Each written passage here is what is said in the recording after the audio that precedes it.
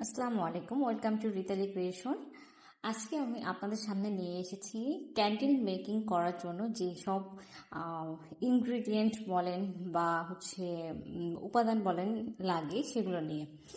আমি চিন্তা করেছি যে অনেকে অনেক দাম দিয়ে বাজার থেকে ক্যান্ডেল কেনে, যেটা আমরা ঘরে খুব সহজেই অল্প টাকায় বানাতে পারি, খুব সুন্দর সুন্দর ক্যান্ডেল বানাতে পারি আমরা। তো যারা ঘরে বসে একটা ছোটোখাটো বিজনেস তৈরি করতে চান বা স্টার্ট করতে চান, তাদের জন্য আমার এই ভিডিওটা আশা করি হেল্পফুল হবে। সো ভিডিওটা না টেনে পুরোপুরি দেখেন। আমি এখানে ফার্স্টে কিছু মোমের ভ্যারাইটি আপনাদের সামনে নিয়ে আসছি। বাজারে বিভিন্ন ধরনের মোম আছে, তার মধ্যে সয়া ওয়াক্স, প্যারাফিন ওয়াক্স, পাম ওয়াক্স, জেলি ওয়াক্স, এগুলো বিজ ওয়াক্স, বিভিন্ন টাইপের আছে। সেগুলোর মধ্যে আপনি ঘরে বসে কম খরচের মধ্যে কি ধরনের মোম কালেক্ট করে মোমবাতি বানাতে পারবেন, সেটাই আমি আজকে আপনাদের সামনে তুলে ধরবো। 200-300 টাকার মধ্যে যদি আপনি 1 কেজি মোম কিনতে পারেন, তাহলে 1 কেজি মোম দিয়ে কিন্তু আপনি অনেকগুলো মোমবাতি বানাতে পারেন। এবং আপনার কাছে যদি কিছু নির্দিষ্ট পরিমাণ মোল্ড থাকে, তাহলে সেগুলো দিয়ে আপনি ঘরে বসেই একটু একটু করে মোম বানিয়ে পোস্ট করতে পারেন। সেখান থেকে কিন্তু আপনার ছোটোখাটো একটা ইনকাম চলে আসবে। তো আমি এখানে প্রথমে 3 ধরনের মোম নিয়ে আসছি। ফার্স্টে আমি বলি, এটা হচ্ছে সয়া, যেটাকে সয়া ওয়াক্স বলে বা সয়া মোম বলে। এখানে আমি খণ্ড করে এনেছি আপনাদের দেখানোর সুবিধার্থে। এটা বাজারে পাওয়া যায় 250 থেকে 300 টাকার মধ্যেই অ্যাভেলেবেল বাজারে। তো এটা সয়াটা হচ্ছে আপনার পরিবেশ বান্ধব মোম। এটা আমাদের পরিবেশের জন্য সেফ। এটা এক ধরনের চলে গেল। তো আরেকটা হচ্ছে প্যারাফিন ওয়াক্স। হ্যাঁ, প্যারাফিন ওয়াক্সটা সয়াক্সের তুলনায় কিছুটা কম দাম, বাট সয়াক্সের সাথে যদি আমরা তুলনা করে থাকি, তাহলে সয়াক্সের থেকে কিছুটা কম পরিবেশ বান্ধব। হ্যাঁ, এরপর আসি জেলি ওয়াক্সে।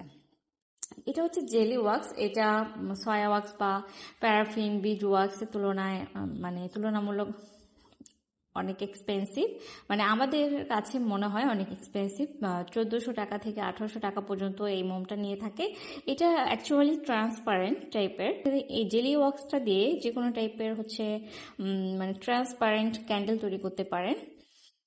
তার পাশাপাশি আমি আরেকটা জিনিস এনেছি, যেটা হচ্ছে স্টিয়ারিক অ্যাসিড। হ্যাঁ, এই স্টিয়ারিক অ্যাসিডটা হচ্ছে এরকম দানাদার দানাদার থাকবে। তো এটা হচ্ছে আমরা যখন মোম তৈরি করব, মোম তৈরিতে অনেক সময় ব্যবহার হয় মোমটাকে শক্ত করতে। আমি পরবর্তী একটা ভিডিওতে কোন মোম কতটুকু জলে বা কত সময় ধরে জলে, আর কত ডিগ্রি টেম্পারেচার মোম মেল্টিং হয়, সেগুলো বলে দেব অবশ্যই। তো আমরা প্রাথমিক পর্যায়ে দেখব মোম তৈরি করতে গেলে কি কি দরকার হয় সেগুলো। এরপর চলে আসি কালারে। মোম তৈরি করতে কিন্তু আমরা দেখি যে সচরাচর একটা ক্যান্ডেল বিভিন্ন কালারের হয়ে থাকে। এগুলো মূলত হচ্ছে আমাদের অ্যাট্রাক্ট করার কারণেই আর কি। আমরা যাতে ক্যান্ডেলটা পছন্দ করে কিনে আনি, সেজন্য কালারগুলো ব্যবহার করা হয়। তো আমার সুবিধার্থে এখানে বিভিন্ন ধরনের কালার আমি একটা আইসক্রিমের কৌটায় ভরে রাখছি। আপনারা চাইলে ছোট ছোট কন্টেনারে ভরে রাখতে পারেন, বা এমনিও লিকুইড কালার পাওয়া যায়, সেগুলো ব্যবহার করতে পারেন। তো এখানে আমি 6 ধরনের কালার রেখেছি। এছাড়াও আমার আরও কালার আছে, যেগুলো এখানে আমি রাখি নাই। তো এখানে বেগুনি কালার, হলুদ কালার, সবুজ কালার, তারপর গোলাপি, খয়েরি, এটা একটা কি কালার যেন এটাকে বলে, কলমি ফুলের কালার টাইপের।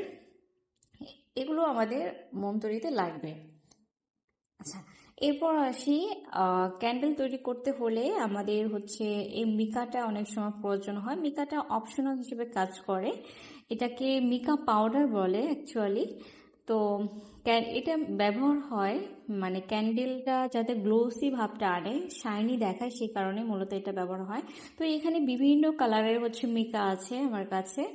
হোয়াইট, তারপর ভায়োলেট, রেড, ব্লু, তারপর পেস্ট কালার, এরপর হচ্ছে ইয়েলো বা গোল্ডেন টাইপের যে কালারটা আছে, এরপরে হচ্ছে ব্ল্যাক কালার, বিভিন্ন ধরনের কালার আছে। এটা যখন আমরা মানে কালার ইউজ করব, আমি পরবর্তী ভিডিওতে আপনাদেরকে দেখাবো।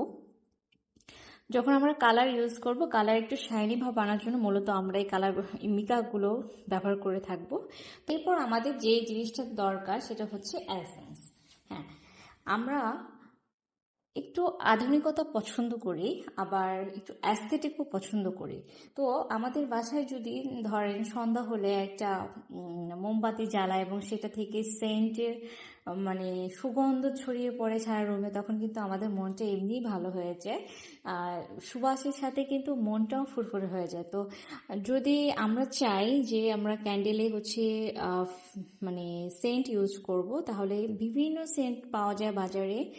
এটা হচ্ছে কফি, মানে কফির ঘ্রাণ আসবে এটা থেকে। তারপর হচ্ছে এটা ল্যাভেন্ডার যে ফুলের স্মেলটা আছে সেটা পাওয়া যাবে। এরপরে আছে লেমন গ্রাস, তারপরে গোলাপ, এরপরে হচ্ছে এটা যেন কি সেন্টের, আমি নামটা ভুলে গেছি অ্যাকচুয়ালি। তো এটা হচ্ছে অরেঞ্জ ফ্লেভার। হ্যাঁ, অরেঞ্জ ফ্লেভার নয় তো, এটা অরেঞ্জ সেন্ট। আপনারা চাইলে এটা ইউজ করতে পারবেন ক্যান্ডেলে, যাতে সুঘ্রাণ আসে। এটা হচ্ছে কাস্টমারের পছন্দ অনুসারে কাস্টমাইজ করা হয়। এছাড়াও এটা ছাড়াও কিন্তু মোমবাতি বানানো যায়। এরপর আসি মোস্ট ইম্পর্ট্যান্ট পার্ট হচ্ছে উইক। হ্যাঁ, ক্যান্ডেল তৈরিতে উইক ব্যবহার না করলে কিন্তু ক্যান্ডেলটা জ্বলবে না, তাই না? তো এখানে বিভিন্ন রকমের উইক আছে। এটা হচ্ছে কাঠের, এটাও এক ধরনের উইক। এটা মানে মোস্টলি ইউজ হয় একটু মানে কাস্টমাইজ করা ক্যান্ডেলে। একটু দামি ক্যান্ডেলের ক্ষেত্রে এটা ইউজ করা হয়। এটা চাইলে আপনারা মানে কন্টেনার অনুযায়ী বা হচ্ছে মোল্ড অনুযায়ী কেটে সাইজ করে নিতে পারবেন। আর এটা হচ্ছে টিপ টাইপের। এটা আমি একটু খুলে দেখাচ্ছি।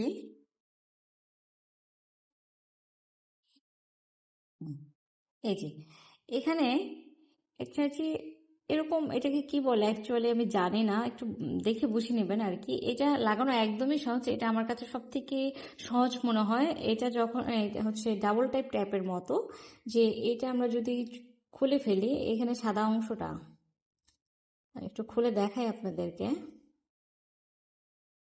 এই যে এই পাশেও হচ্ছে আঠা লাগানো থাকে, আবার আমরা যখন এই পাশ থেকে হচ্ছে সাদা স্টিকারটা উঠাই ফেলবো, এ পাশেও কিন্তু আঠা লাগানো আছে। এই যে খুলে ফেললাম। এবার এবার কি করব, এই যে আংটাটা আছে এটার সাথে আমি অ্যাডজাস্ট করে দিলাম। এই দেখেন সুন্দর। এবার যে পাত্রে হচ্ছে আমি বসাবো উইকটা, সেই পাত্রে আমি টুস করে লাগিয়ে দেব, তাহলেই কিন্তু আমার এই ক্যান্ডেল উইকটা হয়ে যাবে, সোজা হয়ে যাবে। বা সোজা করার জন্য আমি একটা কাঠির মতো দিয়ে দিলাম।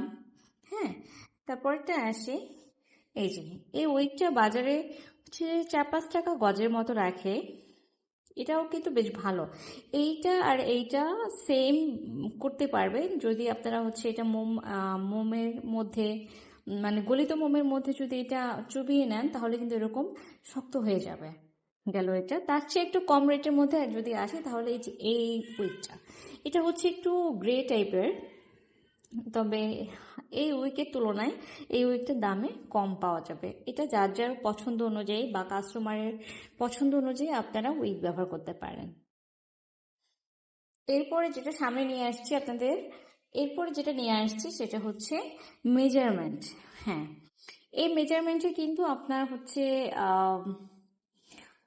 মোমবাতি রেশিওটা মাপ করে নিতে পারবেন। কতটুকু পরিমাণ হচ্ছে আপনি মোমবাতি দিবেন বা কতটুকু পরিমাণে আপনি স্টিয়ারিক অ্যাসিড দিবেন যখন আপনি মোম বানাবেন, এটা অপশনাল আমার কাছে মনে হয়। তবে যখন আপনি বিজনেস পারপাসে ইউজ করবেন বা আপনি কোনো কন্টেনারের ক্ষেত্রে বা স্টিকারে লিখবেন যে আপনার মোমটা কতটুকু আছে, তখন কিন্তু আপনার এটা প্রয়োজন হবে। এটা মাপ করেই দেন হচ্ছে আপনি বলতে পারবেন কাস্টমারকে যে আমার এখানে এতটুকু মোম আছে। এরপর যেটা আসবে সেটা হচ্ছে হ্যাঁ, এটা আমি মানে চালানো একদম ইজি। এটা হচ্ছে ফুড থার্মোমিটার বলে এটাকে। এটা দ্বারা মানে বোঝা যাবে যে মোম কত ডিগ্রিতে গলা শুরু করেছে বা কত ডিগ্রিতে হচ্ছে আপনি স্টিয়ারিক অ্যাসিডটা অ্যাড করবেন, কত ডিগ্রিতে আপনি সেন্টটা অ্যাড করবেন, এটা কিন্তু বোঝার জন্য এই থার্মোমিটারটা মাস্ট। এটা কখন প্রয়োজন হবে না আপনার, যখন আপনি বানাতে বানাতে মানে মোম বানাতে বানাতে হচ্ছে এক্সপার্ট হয়ে যাবেন, তখন মনে হবে যে মানে আপনি বুঝে যাবেন অটোমেটিক্যালি যে এখন স্টারিক অ্যাসিডটা আমি অ্যাড করতে পারবো, বা এখন সেন্টটা অ্যাড করতে পারবো, এখন কালারটা অ্যাড করতে পারবো। তো এটাই ছিল আজকের মতো আমার হচ্ছে মানে ক্যান্ডেল পরিচিতি। আপনারা যদি সামনে ভিডিও দেখতে চান ক্যান্ডেল বানানোর প্রসেস, বা কত ডিগ্রিতে হচ্ছে ক্যান্ডেল গড়লে রং মিশাতে হবে, কত ডিগ্রিতে সেন্ট মেশাতে হবে, সরি একটু শব্দের জন্য আমার বিড়ালটা শব্দ করছে। তো আপনাদের যদি ভিডিওটা ভালো লেগে থাকে আর নেক্সটে যদি নতুন নতুন ভিডিও পেতে চান, ক্যান্ডেল সম্পর্কে ভিডিও পেতে চান, তাহলে অবশ্যই কমেন্ট করে জানাবেন। ভালো থাকবেন, সুস্থ থাকবেন, আল্লাহ হাফেজ।